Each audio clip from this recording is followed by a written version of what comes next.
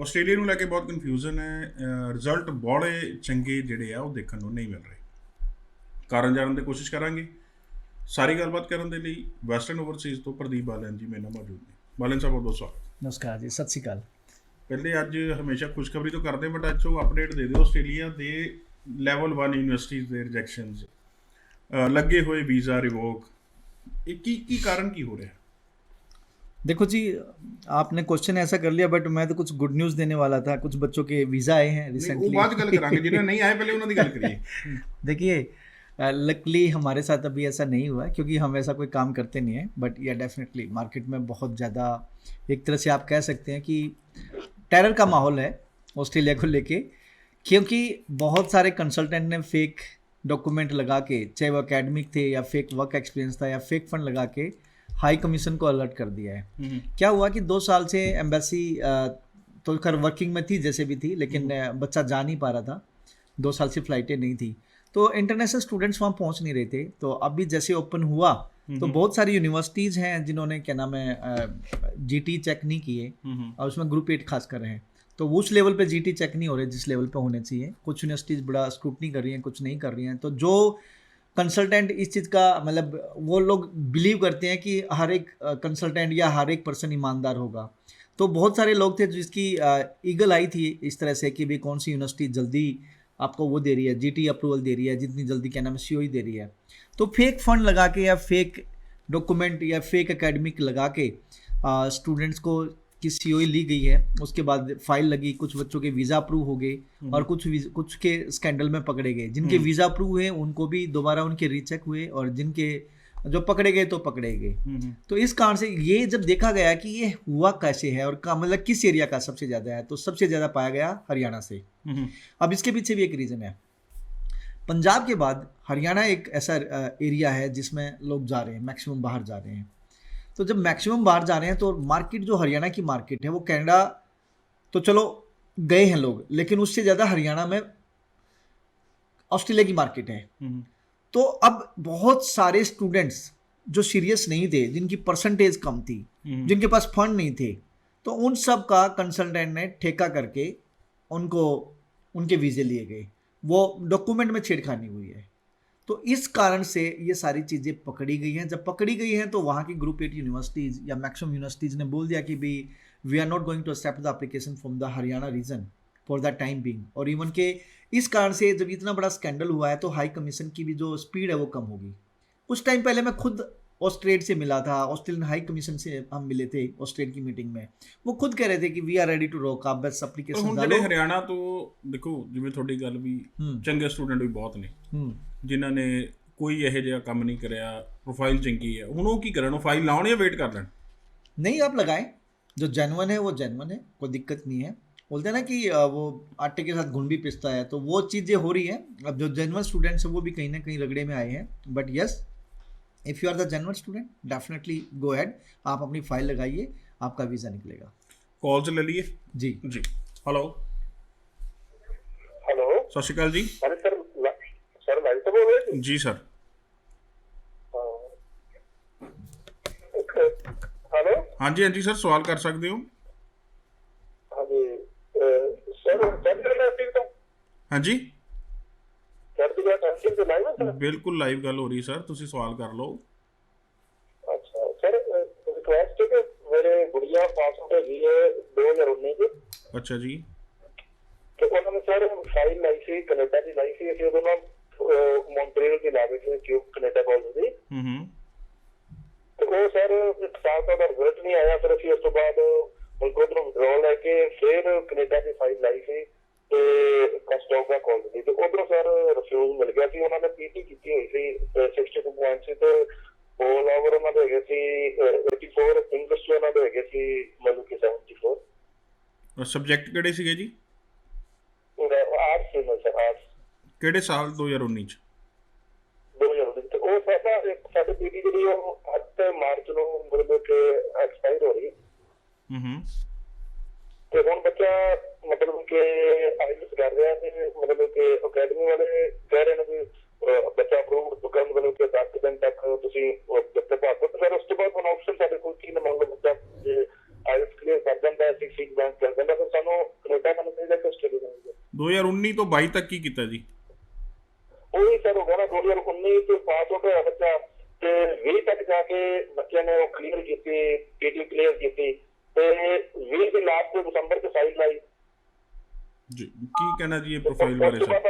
ਹਾਂਜੀ ਮੈਂ ਇੱਕ ਮਿੰਟ ਜੀ ਸਰ, ਪ੍ਰਦੀਪ ਜੀ ਜਵਾਬ ਦੇਣਗੇ, ਤੁਸੀਂ ਟੀਵੀ ਤੋਂ ਜਵਾਬ ਸੁਣ ਲਓ। ਕਿਹੜੇ ਸ਼ਹਿਰ ਤੋਂ ਬੋਲ ਰਹੇ ਹੋ? ਫਿਰੋਜ਼ਪੁਰ ਤੋਂ ਸਰ। ਫਿਰੋਜ਼ਪੁਰ ਤੋਂ। ਕੀ ਕਹਿਣਾ ਪ੍ਰਦੀਪ ਜੀ? मेरे को पूरी आवाज़ नहीं आई, आप ਮੈਂ बताओ। ਦੱਸਦਾ ਜੀ। 2019 ਚ ਬੇਟੀ ਨੇ ਇਹਨਾਂ ਦੇ ਫਾਈਲ ਲਾਈ ਸੀ। 2019 ਆਰਟਸ ਪਾਸ ਆਊਟ 84% ਨੰਬਰ ਨੇ। 19 में नहीं लगी सर इनकी। ਮੈਂ ਦੱਸਦਾ ਸਰ 2019 ਪਾਸ ਆਊਟ ਕਿਹਾ ਮੈਂ। 2019 pass out arts 84% number, PT 62, ਠੀਕ ਹੈ। 2019 ਲਾਸਟ ਵਿੱਚ ਫਾਈਲ ਲੱਗੀ ਇਹਨਾਂ ਦੇ ਜਾ ਕੇ ਕੈਨੇਡਾ ਮੌਂਟਰੀਅਲ ਦੀ। ਰਿਜ਼ਲਟ ਸਾਲ ਨਹੀਂ ਆਇਆ, ਫਿਰ ਉਸ ਤੋਂ ਬਾਅਦ ਇਹਨਾਂ ਨੇ ਦੁਬਾਰਾ ਪੀਟੀ 62 ਦੇ ਨਾਲ ਕੋਨਸਟੋਗਾ ਕਾਲਜ ਦੇ ਵਿੱਚ ਫਾਈਲ ਲਾਈ ਹੈ। ਤੇ ਉਹ ਵੀ ਜਿਹੜਾ ਹੁਣ ਰਿਫਿਊਜ਼ਲ ਹੁਣ ਦੁਬਾਰਾ ਆਇਲਸ ਕਰ ਰਹੇ ਹੈ ਤੇ ਹੁਣ ਕਹਿੰਦੇ ਜੀ 2022 ਚ ਦੁਬਾਰਾ ਲਾਉਣੀ ਹੈ। ਕੈਨੇਡਾ ਜਾਂ ਆਸਟ੍रेलिया? देखिए 19 पास आउट है, ना कनाडा का लगना ना ऑस्ट्रेलिया का लगना, क्योंकि 3 साल में बच्चे की बैचलर हो जाती है। तो मेरी तो रिक्वेस्ट है कि भाई क्या नाम है, आप यहाँ पे आप इंडिया में भी बच्चे का एडमिशन कराओ, क्योंकि 19 पास आउट ऑस्ट्रेलिया तो लेगा नहीं। हाँ 19 पास आउट आप कनाडा में आप दोबारा रिलोज करिए और एसओपी में अच्छे तरीके से मेंशन करिए कि ये 2019 से मैं एफर्ट कर रहा हूँ या कर रही हूँ, और एम्बेसी को पता है कि भाई 2019 से बच्चे की फाइल एम्बेसी में due to the COVID, due to the Quebec ये प्रॉब्लम रही है, तो वहाँ तो आप जस्टिफाई कर सकते हो। लेकिन अगर आप ऑस्ट्रेलिया की बात करोगे तो ऑस्ट्रेलिया में तो ऑलरेडी बहुत लेट हो चुकी हो, वहाँ तो 2020 की भी एप्लीकेशन आने वाले टाइम में एक्सेप्ट नहीं होनी। तो यहाँ आप अपना कनाडा में ट्राई करिए। इसके अलावा अदर कंट्री, यूरोपियन कंट्रीज आप ट्राई कर सकते हैं, यूके आप ट्राई कर सकते हैं। लेकिन अगर ऑस्ट्रेलिया लगाना चाहेंगे तो आप ऑलरेडी लेट हैं। हाँ कनाडा आप ट्राई करिए। कनाडा में आप एसओपी में सारी चीज़ें मेंशन करिए, सारे एविडेंस दीजिए कि भाई 2019 से आप स्ट्रगल कर रहे हैं, प्रोसेस में हैं, बट ये बीच में अनवांटेड रीजंस रहे हैं, जिसमें आपका क्यूबिक के कॉलेज का सस्पेंड होना, फिर कोविड का आना, तो इसलिए वहाँ आपके चांसेस बनते हैं। ਹੁਣ ਦੁਬਾਰਾ ਤੁਹਾਡੀ ਖੁਸ਼ਖਬਰੀ ਵੱਲ ਆ ਜਾਂਦੇ ਹਾਂ जी, वो भी दस दियो जी। मैं कुछ स्टूडेंट्स के मैंने अभी मंगाए, जैसे अमृतपाल स्टूडेंट है, इसने ये मैं ऑस्ट्रेलिया की बात कर रहा हूँ। 2020 ये बच्चा 12th पास है, जम्मू एंड कश्मीर बोर्ड से 70% marks, diploma leading two degree Victoria university Sydney campus में आईटी प्रोग्राम के लिए बच्चे का वीज़ा आया है। कुणाल है, एडिथ काउंट यूनिवर्सिटी में बच्चा जा रहा है बैचलर ऑफ इंजीनियरिंग के लिए, और इलेक्ट्रिकल पावर 10th 2018 में इसकी सीबीएसई बोर्ड से 55% मार्क्स थे। इसके बाद इसने पॉलिटेक्निक डिप्लोमा किया था इलेक्ट्रिकल इंजीनियरिंग में 69%, पीटी 61, नो लेस देन 59 पे इसका वीज़ा आया है। सरबजीत है, इसने बैचलर की है, बैचलर के बाद इसका अगेन विक्टोरिया यूनिवर्सिटी में मास्टर्स में वीज़ा आया है। और इसके अलावा आनंद स्टूडेंट है, इसका वीज़ा निकला है अगेन D2D के लिए, और ये एडिलेड में जा रहे हैं। तो मतलब ये रिसेंट वीज़ाज आ रहे हैं, तो जहाँ मैं मानता हूँ कि एम्बेसी ने प्रोसेस स्लो कर दिया है, लेकिन वीज़ा निकल रहे हैं। आप प्लीज़ अपनी फ़ाइल प्रोसेस करिए। अगर जेन्युइन डॉक्यूमेंट्स हैं आपके, जेन्युइन फंडिंग से, अगर फंडिंग जेन्युइन है तो प्लीज़ बैंक से वेरिफिकेशन की मेल लीजिए, ठीक है। एकेडमिक आपके वेरीफाइबल होने चाहिए, वर्क एक्सपीरियंस आपका वेरीफाइबल होना चाहिए, एसओपी स्टेटमेंट ऑफ पर्पज़ आपकी अच्छी होनी चाहिए, और प्रोग्रेसिव एजुकेशन में आप जा रहे हो तो आपका वीज़ा निकलेगा। सो ਵੀਜ਼ੇ ਆ ਵੀ ਰਹੇ ਨੇ ਜੀ ਜਿੱਥੇ ਰਿਜੈਕਟ ਹੋ ਰਹੇ ਆ, ਬਟ ਇਹ ਵੀ ਨਹੀਂ ਵੀ ਸਭ ਨੂੰ ਵੀਜ਼ਾ ਮਿਲਣਗੇ, ਇਹ ਵੀ ਨਹੀਂ ਸਭ ਦੇ ਰਿਜੈਕਟ ਹੋਣਗੇ। ਸੋ ਜੇ ਮਨ ਦੇ ਵਿੱਚ ਕੋਈ ਡਾਊਟ ਹੈ, ਕਨਫਿਊਜ਼ਨ ਹੈ, ਤਾਂ ਵੈਸਟਰਨ ਓਵਰਸੀਜ਼ ਤੱਕ ਆਪਣਾ ਰਾਬਤਾ ਕਾਇਮ ਕਰ ਸਕਦੇ ਹੋ। ਨੈਕਸਟ ਕਾਲ ਲੈਣੀ ਹੈ ਜੀ। ਹੈਲੋ ਹੈਲੋ, ਸਤਿ ਸ਼੍ਰੀ ਅਕਾਲ ਜੀ। ਸਤਿ ਸ਼੍ਰੀ ਅਕਾਲ ਜੀ। ਸਰ ਲਾਈਵ ਕਾਲ ਚੱਲ ਰਹੀ ਹੈ ਜੀ ਸਰ। ਜੀ ਜੀ ਸਰ ਜੀ। ਹਾਂਜੀ ਮੈਂ ਬਾਲੀਆਂ ਜੀ ਤੋਂ ਸਵਾਲ ਕਰਨਾ ਸੀਗਾ ਜੀ। ਜੀ ਬਿਲकुल ਜੀ, ਪੁੱਛੋ। ਹੈਲੋ ਪੁੱਛੋ ਸਰ, ਪੁੱਛੋ, ਸੁਣ ਰਹੇ ਨੇ ਸਰ। ਹਾਂਜੀ ਸਰ, ਬਾਲੀਆਂ ਜੀ ਤੋਂ ਇਹ ਕਨਫਰਮ ਕਰਨਾ ਹੈ। ਮੇਰਾ ਬੇਟਾ ਐਸਡੀਐਸ ਫਾਈਲ ਲਗਾ ਰੱਖੀ ਹੈ ਤੇ 22 ਸਤੰਬਰ ਨੂੰ ਫਾਈਲ ਲੌਂਚ ਕੀਤੀ ਸੀਗੀ ਕੈਨੇਡਾ ਦੀ, ਤੇ 18 ਅਕਤੂਬਰ ਨੂੰ ਬਾਇਓਮੈਟ੍ਰਿਕ ਹੋਏ ਹੈ, और 6 दिसंबर तो मेडिकल और BBL अपडेट हो गया थे। उस तो बाद कोई मतलब अपडेट नहीं आई, 2.5-3 महीने हो गए। इनटेक केड़ा जी? जनवरी इनटेक जी, 10 जनवरी तो क्लासेस स्टार्ट। प्रोफाइल बताएंगे एक बार? प्रोफाइल की है बच्चे दी? 7.5 बैंड है जी, 7 इंच है। और क्या एजुकेशन है? हाँ जी, एजुकेशन एजुकेशन +2 नॉन मेडिकल है जी। कब हुई है? कदों? रिसेंटली पास आउट था जी। कितने कौन से कॉलेज में जा रहे हो? 2020 कितने परसेंट? परसेंटेज है जी 89। 89। कौन से कॉलेज में अप्लाई किया है? कॉलेज केड़ा सी सर? सैनिका कॉलेज जी। सैनिका कॉलेज। और कौन से इंटेक के लिए लगी हुई? ਜੈਨ ਇਨਟੇਕ ਲਈ ਜੈਨ 10 ਜਨਵਰੀ ਤੋਂ ਕਲਾਸਾਂ, ਹੁਣ ਤਾਂ ਮਈ ਵੀ ਲੰਘ ਗਿਆ ਜੀ। ਤੁਹਾਡੇ ਏਜੰਟ ਕੀ ਕਹਿ ਰਹੇ ਨੇ ਜੀ? एजेंट कह रहे हैं जी वेट करो, मतलब आ जाएगा, वेट करो बस। ਨਹੀਂ, अभी ਉਹਨਾਂ ਨੇ ਡੈਫਰ ਮੰਗਵਾ ਲਈ ਜੀ ਹੁਣ ਮਈ ਇਨਟੇਕ ਦੀ? ਨਹੀਂ ਡੈਫਰ ਨਹੀਂ, ਉਹ ਕਹਿੰਦੇ ਵੀ ਇਹਦੇ 'ਚ ਹੀ ਵੇਟ ਕਰੋ ਤੁਸੀਂ, ਵੀ ਇਹਦੇ 'ਚ ਹੀ ਆ ਜਾਏਗਾ। Online But class ਕੋਈ 6 ਦਸੰਬਰ ਤੋਂ BVL और मेडिकल अपडेट हो रखा है जी। ਸਰ ਬੱਚਾ ਆਨਲਾਈਨ ਕਲਾਸਿਸ ਲਾ ਰਿਹਾ? हाँ जी, ऑनलाइन क्लासेस लगा रहे हैं जी। चलिए अब सुनिए मेरा आंसर सुनिए प्लीज। देखिए आपका बेटा बहुत अच्छी प्रोफाइल है, ये डिजर्व करता है, इसका वीज़ा लगना चाहिए। अब आपने एक छोटा सा काम करना है, इसका आपने वेब फॉर्म रेज करना है। तो वेब फॉर्म जब आप भरोगे तो उसमें ये सारे एविडेंस देंगे आप कि भाई मैं I am taking the online classes. Online classes के जितने एविडेंस हैं वो सारे लगाइए, ठीक है। कि भाई मैं जनवरी इनटेक की ऑलरेडी क्लास ले रहा हूँ और मैं मिड में आ चुका हूँ, अब मई इनटेक भी, मतलब एक इनटेक मेरा कंप्लीट होने वाला है, तो मेरा रिजल्ट्स दिया जाए तो हाई पॉसिबिलिटी है कि जी आपके बेटे का वीज़ा आ जाएगा। बट अगेन मैं बोलूँगा वेब फॉर्म में सिर्फ एंड सिर्फ आप ये मत लिखना कि भाई क्या नाम है मेरी फाइल तब से लग रही है। आप यहाँ पे एविडेंस देंगे सारे के सारे कि भाई मैं ऑनलाइन क्लास ले रहा हूँ और इस डेट से मेरी ऑनलाइन क्लासेज हैं, और ऑनलाइन क्लासेज की जो जो एविडेंस है वो सारे लगाइए। हाई पॉसिबिलिटी है कि जल्दी आपके बेटे का वीज़ा आ जाएगा जी। सो प्रोफाइल तो काफ़ी चंगी है सर ये भी। हाँ बहुत अच्छी प्रोफाइल है, सैनिका कॉलेज में बहुत बढ़िया प्रोफाइल है, वीज़ा आना चाहिए बच्चे का। प्रदीप जी आने वाले टाइम कोई ਤੁਹਾਡੇ अनाउंसमेंट्स ਜਿਹੜੀ जी अनाउंसमेंट्स मैं एक तो हमारा एजुकेशन फेयर है जी 26 फरवरी को, और ये ऑनलाइन है सैटरडे को। तो अगर आप हमसे जुड़ना चाहते हैं ऑनलाइन, आप अपने घर बैठे अपने शहर से अपने गांव से आप हमसे जुड़ सकते हैं। तो 26 फरवरी को 11 से लेके 1 बजे तक ये एजुकेशन फेयर रहेगा, जिसमें मैं Canada, Australia, New Zealand, UK, USA हर एक कंट्रीज़ के लिए आपको इनवाइट करना चाहूँगा। इसके लिए आपको वेस्टर्न ओवरसीज डॉट इवेंट्स पे जाके लॉगिन कर लीजिए, या 9115017017 पे कॉल करके भी अपनी क्या नाम है हमसे लिंक ले सकते हैं, या वेस्टर्न ओवरसीज डॉट इवेंट्स पे जाके प्लीज़ एक बार अपनी इन्फॉर्मेशन शेयर कर दीजिए तो आपको लिंक आ जाएगा। उसके बाद आप 11 बजे 26 तारीख को जुड़ सकते हैं। इसके अलावा हमारे रियलिटी टेस्ट हैं, जैसे आज हमारा चंडीगढ़ हो रहा है ऑलरेडी। इसके अलावा 26 फेब को आइल्स रियलिटी टेस्ट बठिंडा में होने जा रहा है, 3 मार्च को करनाल में, 10 मार्च को पटियाला, 12 मार्च को कैथल, और 24 मार्च को जलंधर में आइल्स रियलिटी टेस्ट होगा। इसके अलावा PTE and CD IELTS reality test आप देना चाहते हैं तो 2 एंड 9 मार्च को होगा। इसके अलावा अगर आप आइल्स PT को लेकर जूझ रहे हैं, आपको परेशानी आ रही है, तो आप हमसे हमारा फ्री वेबिनार अटेंड कर सकते हैं जो कि 8 मार्च को होगा। उसके लिए आपको westernOverseas.event पे जाना है। अब मैं कुछ बच्चों की डिस्कशन करना चाहूँगा कनाडा को लेके। जी सर। ये अमित स्टूडेंट है, कोनेस्टोगा कॉलेज में जा रहा है, इंफॉर्मेशन टेक्नोलॉजी इंफ्रास्ट्रक्चर। मई 2022 बच्चे का इनटेक है, एजुकेशन बीटेक 2016 में, और इसका एक्सपीरियंस है उसके बाद। जुजार शर्मा है जी, जॉर्जियन कॉलेज में बिजनेस प्रोग्राम के लिए, पानीपत से बच्चा है, और इसकी जो लास्ट एजुकेशन है 2020 में डिप्लोमा ई कॉमर्स इसने किया था, 6.5 बैंड, नो लेस देन 6 इस बच्चे के थे। अनिकेत बाल्यान, ये मेरा ही सरनेम है और मेरा ही एक तरह से फैमिली से है, दूर की मतलब जो मेरे दादाजी है ना उनके जो ब्रदर थे, मतलब बड़ा परिवार हो जाता है। तो ये रोहतक रहते हैं ये लोग। तो कॉलेज इनका लैम्पटन है, कोर्स है जी cloud computing for big data, May 2022, और लोकेशन इसकी इस बच्चे की रोहतक से है, और इसने BE किया हुआ है कंप्यूटर साइंस में, 6.5 बैंड, नो लेस देन 6, उस बच्चे ने IISc वेस्ट नॉर्थ से की थी। कोमल देसवाल, बच्चा लैम्पटन में जा रहा है वायरलेस नेटवर्किंग के लिए, मई 2000 इनटेक। अगेन इस बच्चे की लोकेशन भी रोहतक है, और एजुकेशन है बीटेक 2021 में, 7 बैंड, और ईच मॉड्यूल में 7 बैंड इस बच्चे के हैं। संजना मैडम है जींद से, सेंट लॉरेंस कॉलेज में जा रही है बिजनेस के लिए, और 2020 में इसने डिप्लोमा 12th की थी, 7.5 बैंड, नो लेस देन 7 इस बच्चे का स्कोर है।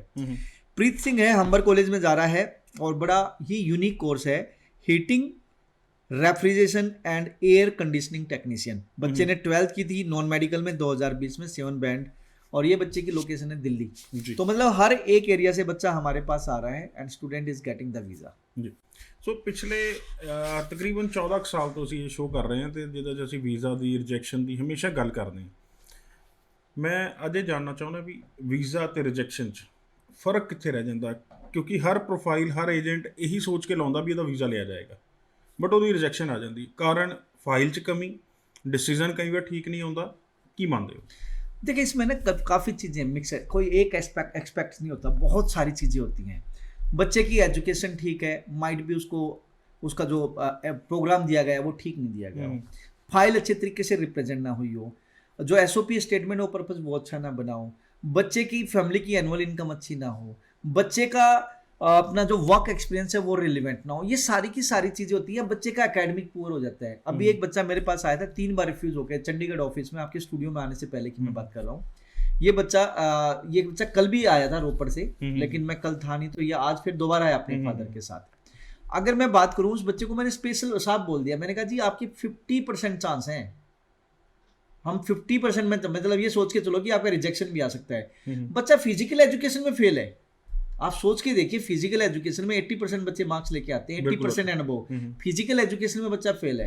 अकाउंट्स में, इकोनॉमिक्स में 47-45 है, पीटी किया हुआ है और 3 साल का गैप है, ऑलरेडी 3 बार रिफ्यूज है। मैंने कहा जी हम पूरी कोशिश करेंगे, लेकिन ऑलरेडी आपकी प्रोफाइल में दम नहीं है, क्योंकि आप बार बार आपने रिफ्यूजल ली है, लेकिन मैं आपको ऑप्शंस कुछ और भी देना चाहूंगा अगर आप लेना चाहोगे। वो सुनना ही नहीं चाहता, उसने जाना ही कनाडा है।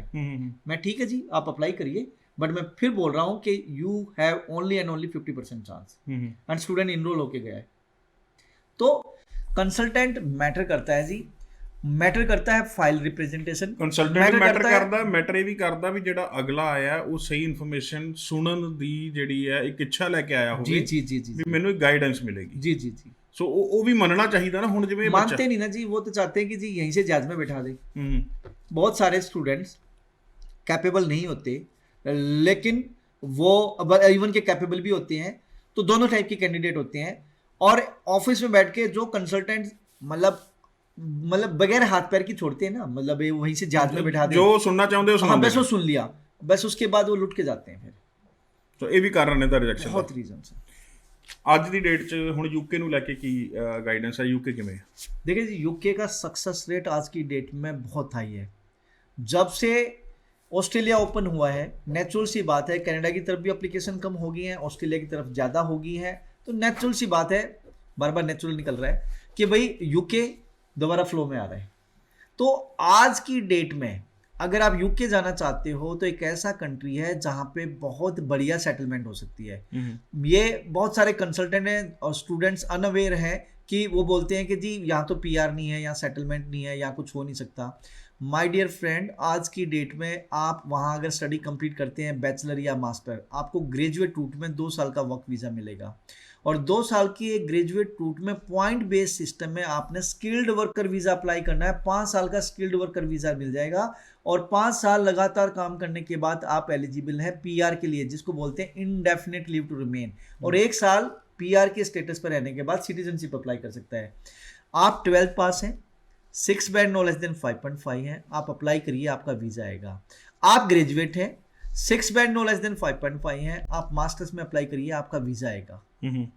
ਇੱਕ ਜਾਂਦੇ ਸਵਾਲ ਕਰੂੰਗਾ, यूक्रेन ਤੇ ਰਸ਼ੀਆ ਦੇ ਵਿੱਚ ਸਾਨੂੰ ਪਤਾ ਹੁਣ ਥੋੜਾ ਜਿਹਾ ਟੈਂਸ ਵਾਲਾ ਮਾਹੌਲ ਜੀ, ਟੈਂਸ ਜਿਨ੍ਹਾਂ ਨੇ UK ਬੱਚੇ ਭੇਜੇ ਸੀ ਉਹਨਾਂ ਵੱਲੋਂ ਹੁਣ ਤੱਕ ਮੇਰੇ ਖਿਆਲ ਬਹੁਤ ਘੱਟ ਹੀ ਕੋਈ ਹੋਊਗਾ ਵੀ ਜਿਹਨੇ ਕਿਹਾ ਹੋਵੇ ਵੀ ਬੱਚੇ ਇਸ ਟਾਈਮ ਖਤਰੇ 'ਚ ਨੇ, ਵਾਪਸ ਆ ਜਾਣਾ ਚਾਹੀਦਾ, ਜਾਂ ਕਾਲਜ ਨਾਲ ਗੱਲ ਕਰੇ ਵੀ ਇਹ ਜਿਹੜਾ ਤੁਹਾਡੀ ਆਪਣੀ ਪ੍ਰੋਬਲਮ ਹੈ ਵੀ ਬੱਚੇ ਦੀ ਫੀਸ ਇਹਦੇ ਵਿੱਚ ਉਹ ਨਾ ਖਰਾਬ ਹੋ ਜੇ, ਉਹਨੂੰ ਲੈ ਕੇ ਕੀ ਮੰਨਦੇ ਹੋ? ਇੱਕ एथिक्स यूक्रेन की बात करें, हाँ जी, देखिए पहली बात तो यूक्रेन वो कंट्री नहीं है जहाँ एक अच्छी सेटलमेंट हो सकती हो। बच्चा MBBS करने जाता है, मैं मानता हूँ, लेकिन जहाँ वहाँ से बच्चा MBBS करके आता है, इंडिया में उस लेवल पे सेटल नहीं होता, फर्स्ट थिंग। सेकेंडली, बट बहुत जाते हैं बच्चे, तो आप मोस्ट वेलकम, आप जाइए। लेकिन आज की डेट में जो टेंस वाला माहौल है, जिंदगी तो एक ही बार मिलती है, ठीक है, ऐसा रिस्क पर जिन्होंने भेजे हुए आप उन्होंने गल करिए, उन्होंने की कहना चाहते हो भी वो इस टाइम? मैं इस टाइम कहूँगा कि थोड़ा सा कुछ टाइम के लिए आप, जब तक सिचुएशन ठीक ना हो जाए तब तक आप स्टूडेंट्स को रिक्रूट ना करिए, पहली बात। और जो बच्चे वहाँ पे हैं, इवन के गवर्नमेंट ने भी एडवाइजरी दे रखी है कि यूक्रेन में जो स्टूडेंट्स पढ़ रहे हैं तो वो टेम्परेरी बेस पे अपना उस कंट्री को छोड़ दें, लीव कर दें, वापस आ जाइए। उसके बाद क्या नाम है, दोबारा जब सिचुएशन ठीक होगी तब आप जा सकते हैं। तो मेरी भी ये रिक्वेस्ट है सभी कंसल्टेंट भाइयों से कि कुछ टाइम के लिए रिक्रूटमेंट बंद करें, और साथ साथ में जो बच्चे वहाँ गए हुए हैं आप वापस आ जाइए। उसके बाद जब सिचुएशन फेवरेबल होगी then again you can continue your study ਜੀ देयर। ਸੋ ਕੋਈ ਮਨ ਦੇ ਵਿੱਚ ਸਵਾਲ ਰਹਿੰਦਾ ਹੋਵੇ ਜੀ ਤੁਸੀਂ ਸਾਂਝਾ ਕਰ ਸਕਦੇ ਹੋ ਵੈਸਟਰਨ ਓਵਰਸੀਜ਼ ਦੇ ਨਾਲ, ਬਟ ਸਰ ਸ਼ੋਅ ਦੇ ਵਿੱਚ ਆਉਣ ਲਈ ਤੁਹਾਡਾ ਬਹੁਤ ਬਹੁਤ जी ਧੰਨਵਾਦ। थैंक यू जी, थैंक यू। ਧੰਨਵਾਦ ਸਾਰੇ ਦਰਸ਼ਕਾਂ ਦਾ। ਸ਼ੋਅ ਨੂੰ ਇੱਥੇ ਖਤਮ ਕਰਦੇ ਹਾਂ ਜੀ। ਸਤਿ ਸ਼੍ਰੀ ਅਕਾਲ।